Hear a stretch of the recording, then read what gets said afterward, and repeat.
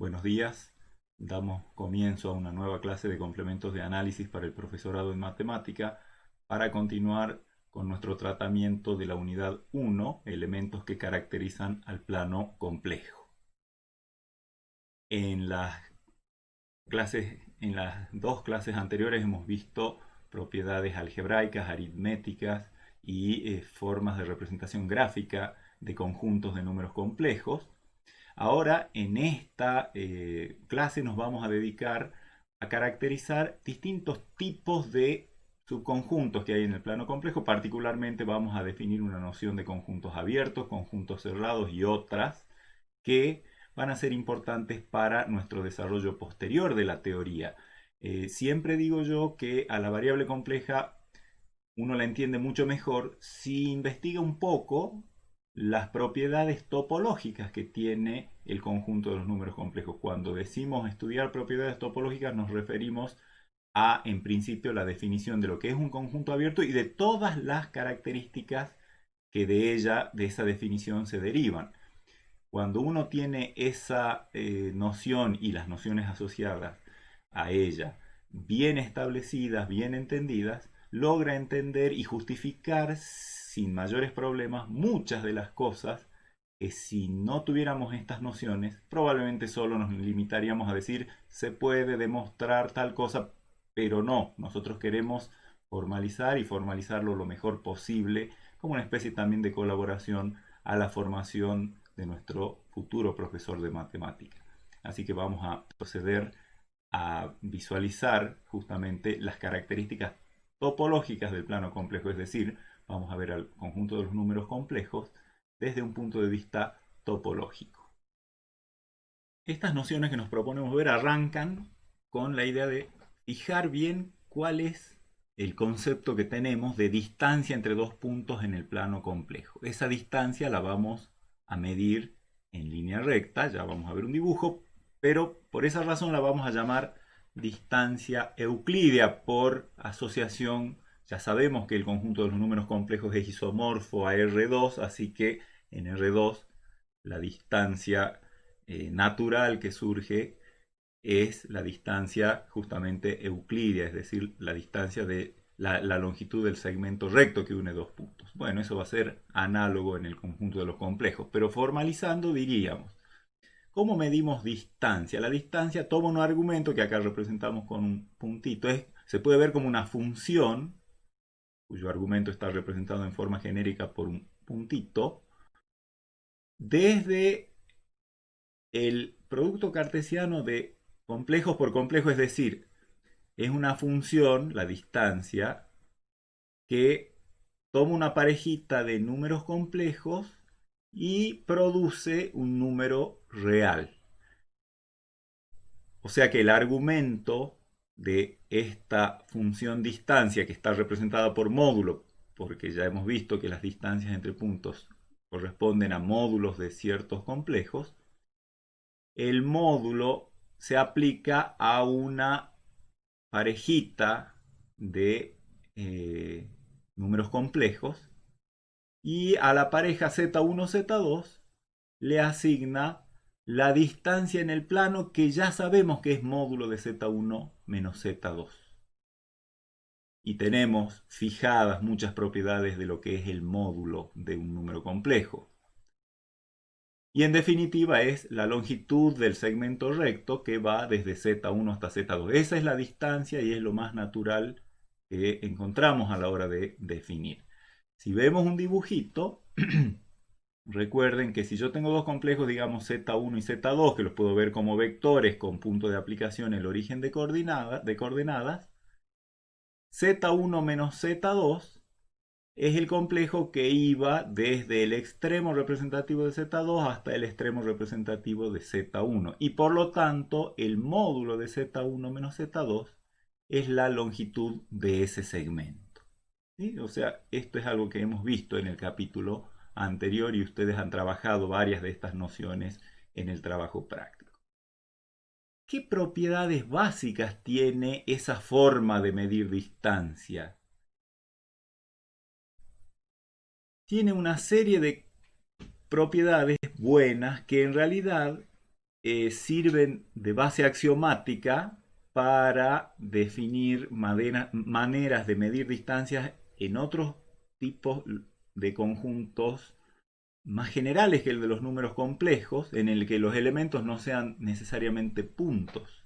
Eso en matemática es frecuente que uno tenga conjuntos que no son numéricos y sin embargo de alguna manera necesite medir el parecido entre dos elementos de ese conjunto, o de alguna manera es qué tan similares son dos elementos de un conjunto, y eso se mide justamente a través de una distancia. Cuanto más grande es la distancia, más distintos son los dos puntos. Bueno, eso es una abstracción que no nos corresponde a nosotros en esta materia ver, pero sí interesa bastante en matemática. Pero nos vamos a quedar con las propiedades básicas que ocurren de acuerdo a esta definición de distancia en el plano complejo y que sirven por analogía para orientarlos nada más a ustedes como axiomas para definir unas buenas maneras de medir distancia en otros conjuntos más generales.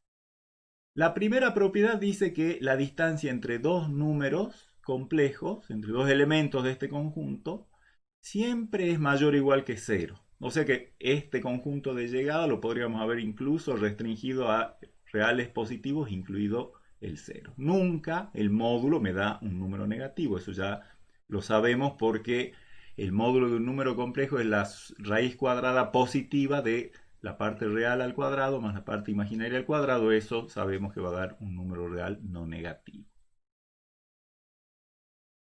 Otra propiedad, la segunda, es que si yo tomo cualquier número complejo y mido la distancia desde ese complejo hacia ese mismo complejo, es cero, porque módulo de el caso en el que z1 es igual a z2, ambos iguales a z, módulo de z menos z es igual a cero.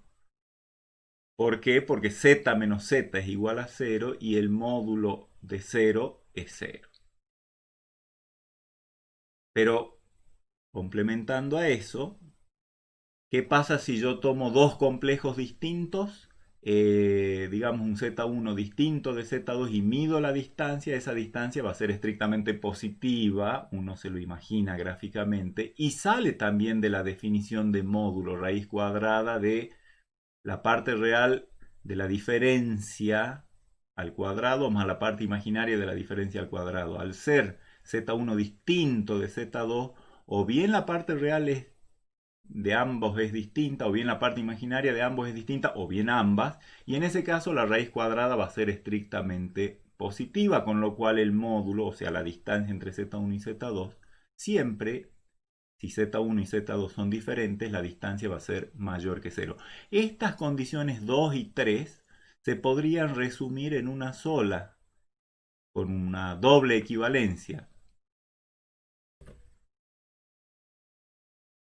La 2 me dice que la distancia desde un complejo hasta el mismo complejo es cero, y la 3 me dice que si los dos complejos son diferentes, la distancia de z1 a z2 es estrictamente positiva. Entonces esas dos se podrían juntar diciendo la distancia de z1 a z2 es igual a cero si solo si z1 es igual a z2. ¿Sí? Esa es una forma de abreviar estas dos en una sola doble implicación.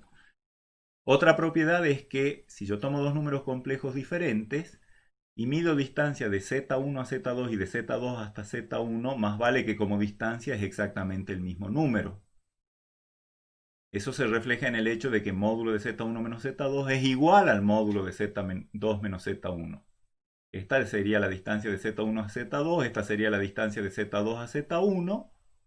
Y nosotros sabemos que si acá adentro sacamos un factor común menos, quedaría módulo de menos z2 menos z1. Pero el módulo de menos paréntesis z2 menos z1, si distribuyo el módulo, me quedaría módulo de menos 1 por el módulo de z2 menos z1, que directamente es igual al módulo de z2 menos z1.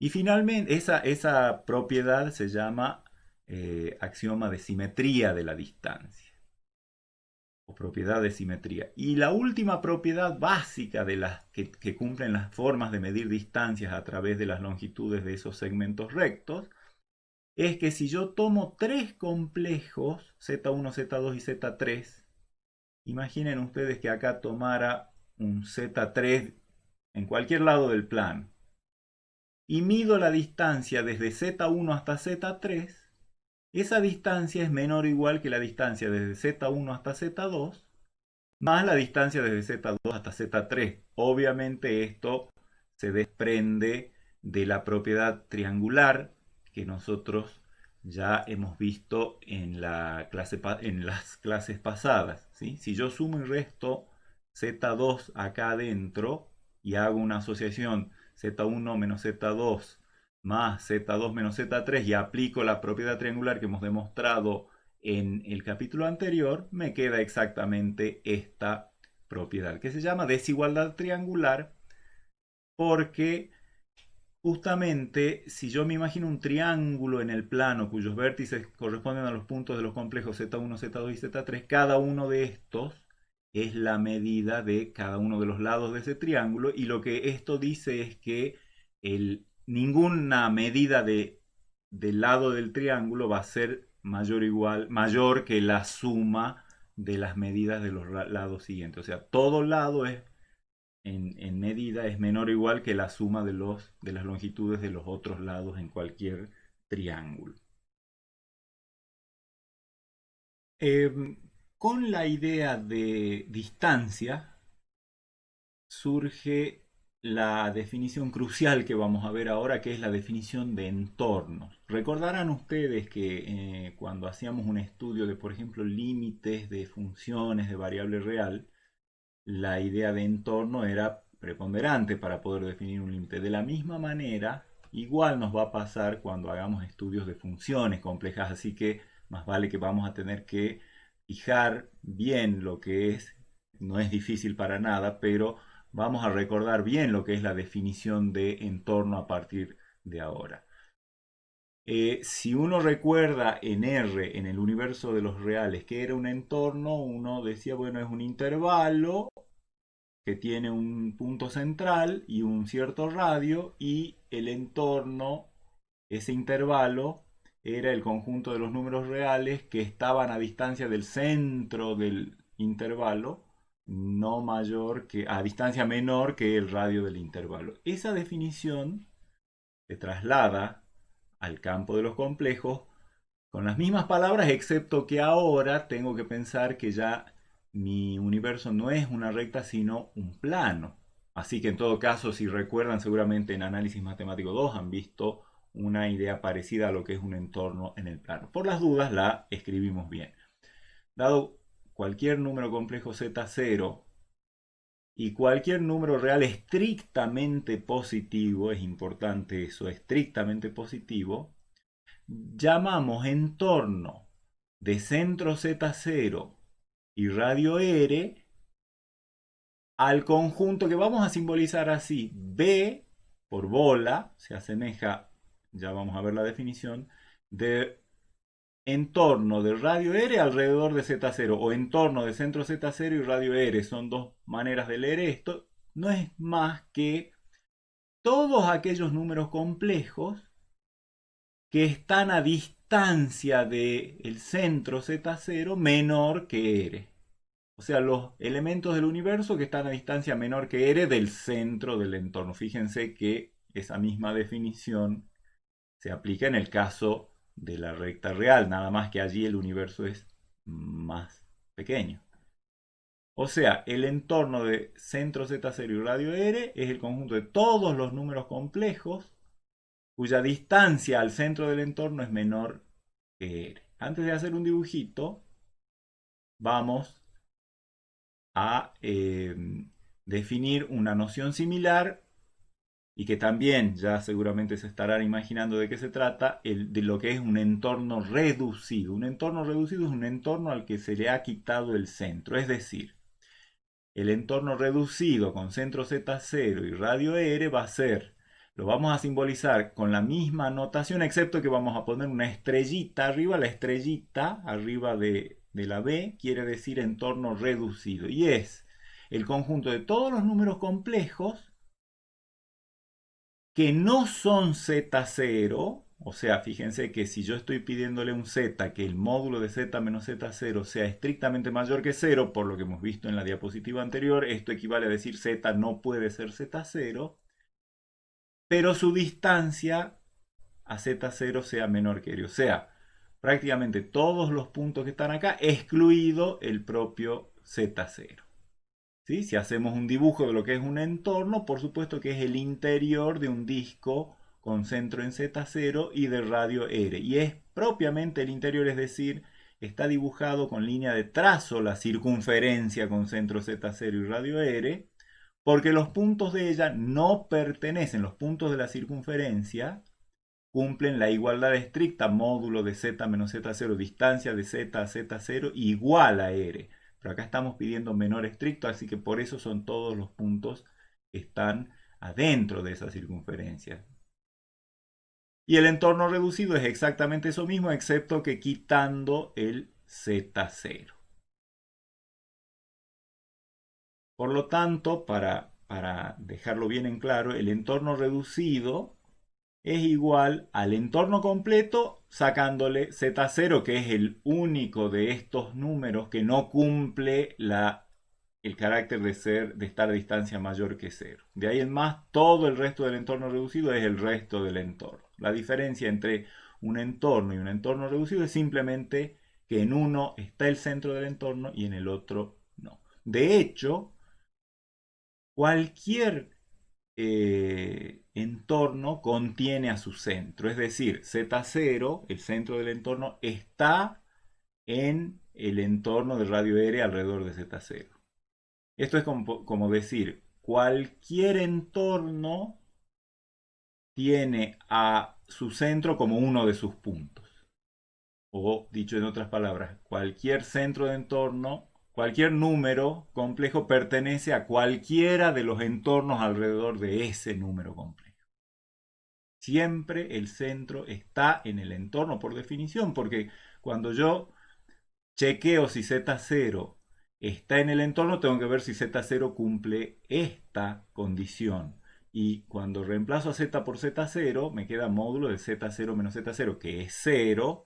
Y con total seguridad 0 es menor que R porque R se suponía un radio positivo. Cuando nosotros decimos un entorno, en realidad, cada entorno se caracteriza por cuál es su centro y cuál es su radio. ¿Sí? ¿Qué tiene que pasar? ¿Qué condición necesaria y suficiente tiene que pasar en el universo de los números complejos para que dos entornos con igual centro, uno de ellos esté contenido en el otro? Claramente se dan cuenta que R1, el radio del contenido, tiene que ser menor o igual que el radio del que contiene, del entorno que contiene al otro. ¿Sí? Imagínense que acá hubiera otro entorno con mayor radio, toda esa corona, todo ese anillo extra, estaría en el entorno de ese radio más grande y no en el entorno del radio más chiquito. Obviamente, el radio del entorno 1 sea menor o igual que el radio del entorno 2, es condición necesaria y suficiente para que el entorno 1 esté contenido en el entorno 2. Una vez que uno ha definido la idea de distancia que nos llevó a la idea de entorno que es importante, con eso podemos definir una serie de conceptos que nos interesan y que nos van a interesar después en nuestro estudio de la teoría de funciones. Son varias definiciones, así que vamos a tratar de ir ejemplificándolas adecuadamente porque es importante que ustedes las fijen, a algunas de ellas más que a otras sobre todo. En el práctico van a poder, por supuesto, ensayar estas definiciones, pero acá vamos a ir haciendo ejemplos. La primera definición que nos importa es qué tiene que cumplir un punto para ser un punto interior de un conjunto. Vamos a decir que un número complejo z es un punto interior de un conjunto E. Se supone que siempre en todas estas definiciones que hagamos, Z va a ser un complejo y E va a ser un subconjunto de los complejos. Así que un complejo sea un punto interior de un conjunto quiere decir lo siguiente, que haya un entorno alrededor de Z que esté contenido en E. ¿De acuerdo? Es decir, un punto Z es interior a un conjunto E si hay algún entorno alrededor de Z que esté íntegramente contenido en el conjunto E. Antes de hacer ejemplos, le vamos a llamar conjunto interior de E, o sea, si yo tengo un conjunto E, puedo definir en base a ese conjunto E un nuevo conjunto que le vamos a llamar el conjunto interior de E y que es el conjunto que va a estar formado por todos los puntos interiores de E. Fíjense que estas nociones coloquialmente son exactamente lo mismo que probablemente ustedes estén recordando de cursos previos. Nada más que insisto, el universo acá es un plano, el plano de los números complejos. Entonces, el interior de E, que lo vamos a denotar con la E del propio conjunto con un supracerito. E supra cero representa el interior de E. Y es el conjunto de todos los Z en C que son puntos interiores, y si son puntos interiores tienen que verificar esta condición, es decir, el conjunto de todos los números complejos Z tales que existe un R positivo, tal que el entorno de radio R alrededor de Z está contenido en E. Puede ocurrir que un conjunto E y su conjunto interior no coincidan. De todos modos, hay una relación que ya enseguida vamos a ver. Es esta en realidad. El interior de un conjunto siempre está contenido en, es decir, todo punto interior a E tiene que ser un punto de E. Eso es muy sencillo de verlo. Si Z es un punto interior, me busco ese entorno que está contenido en E, y si todo el entorno está contenido en E, en particular el centro del entorno, o sea, el Z, también pertenece a E, por lo tanto, todo punto interior pertenece a E. La recíproca, es decir, si está contenido en el interior de E, o sea, en otras palabras, si el interior de E es igual a E, por supuesto que no, y ya vamos a ver ejemplos. Pero en todo caso, antes de ver esos ejemplos, vamos a definir lo que quiere decir ser un conjunto abierto.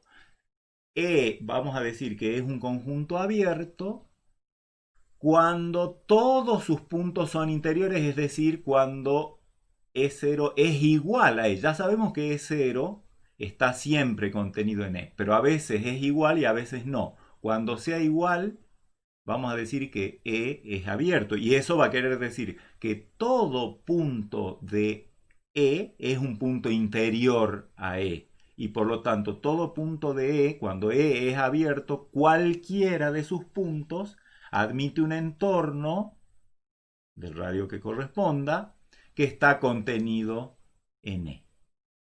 Veamos algunos ejemplos que nos van a ayudar a fijar estas definiciones, a entenderlas mejor.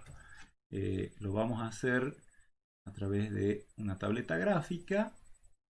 Yo voy a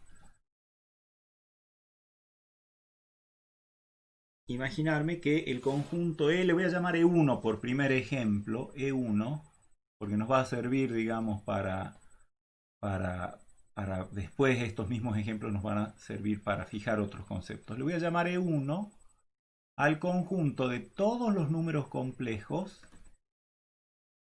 cuya parte real es estrictamente positiva y cuya parte imaginaria es mayor o igual que cero, como se darán cuenta. Esto es la intersección de dos semiplanos. El que está a la derecha del eje imaginario lo puedo dibujar con azul, y el que está por encima o sobre el eje real. Así que este conjunto, si lo piensan bien, es esto que estoy dibujando acá en azul. ¿Sí? Ustedes ya tienen, digamos, alguna experiencia en esto. Lo estoy dibujando a este eje porque entra el semieje real estrictamente positivo.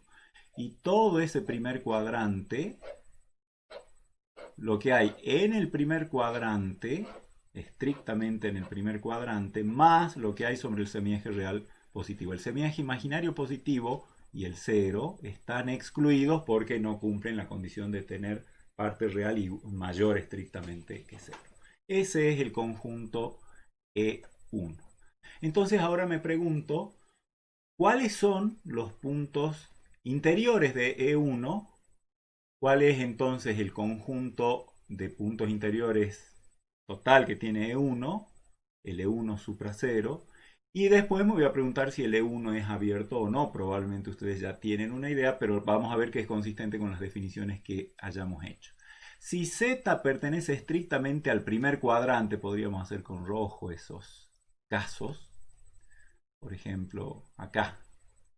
Tomo un Z estrictamente en el primer cuadrante, es decir, si la parte real de Z es mayor estricta que 0 y la parte imaginaria de Z es estrictamente mayor que 0, obviamente yo me doy cuenta de que seguro que ese punto está lejos, digamos, del eje Y del eje X, por lo tanto, si mido de esas dos distancias que están dadas por las coordenadas, si tomo la menor y tomo la mitad de esa menor coordenada, evidentemente el entorno va a quedar circunscripto a dentro de E1 y por lo tanto yo formalmente lo que puedo decir es así, sea R el mínimo entre la parte real de Z y la parte imaginaria de Z, y a ese número lo voy a dividir por 2. En el ejemplo este, claramente la parte imaginaria es más chiquita que la parte real, así que el mínimo sería este. Tomo la mitad de esa distancia y trazo el entorno de ese radio, igual a la mitad de la menor coordenada. Obviamente el entorno del radio R alrededor de Z está totalmente contenido en E1, por lo tanto Z es un punto interior a E1. Y ese mismo análisis lo puedo hacer cualquiera que sea el Z estrictamente en el primer cuadrante. O sea que en el conjunto interior de E1 ya sé que por lo menos están todos los puntos del plano que están estrictamente en el primer cuadrante. ¿Cuáles otros pueden estar? Como ya sabemos que siempre el interior de un conjunto es un subconjunto de ese conjunto, no tiene sentido preguntarse si por ejemplo este punto está en el interior porque no está en el conjunto, así que más vale que no va a estar. ¿Quiénes más no van a estar en el interior? Todos los que están sobre el semieje real positivo, ni el cero, ni sobre los semiejes negativos, ni en el primero, ni en el segundo, ni en el tercero, ni en el cuarto cuadrante. ¿Cuáles son los otros candidatos entonces a ser puntos interiores? Pero veamos si lo son. ¿Qué pasa si tomo un punto sobre el semieje real estrictamente positivo? No va a ser un punto interior porque si Z es de la forma X más Y por 0, es decir, es un real con X real positivo, este que está acá, cumpliría lo siguiente: cualquier entorno que yo tome alrededor de él, para todo R mayor que 0,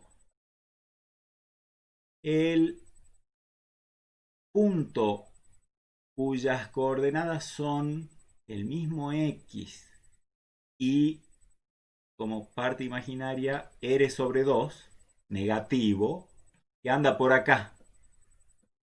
Ese está en el entorno de radio R alrededor de X, ¿sí? Pero esto no pertenece a el conjunto E1. ¿Qué estoy mostrando acá? Que ningún entorno está completamente contenido en E1, lo cual lo muestra gráficamente este dibujo. Así que los puntos que están por acá tampoco son puntos interiores. ¿Y quiénes son los únicos puntos interiores entonces? E1 interior es igual a los Z en C, tales que la parte real de Z es estrictamente positiva y al mismo tiempo la parte imaginaria de Z es estrictamente positiva, o sea, estrictamente el primer cuadrante. ¿Sí? Es un caso en el que este conjunto no es igual a E1. Sabemos siempre que el interior está contenido, el interior de un conjunto está contenido en el conjunto, pero en este caso estamos viendo que no todo punto del conjunto es un punto interior, por lo tanto E1 no es abierto. Curiosamente, el E1 interior sí es un conjunto abierto, es una demostración trivial que la pueden hacer, es un ejercicio. Y de hecho, eso caracteriza, también va a ser un ejercicio para ustedes, mostrar que el interior de un conjunto es el abierto más grande que contiene un conjunto. ¿Vamos?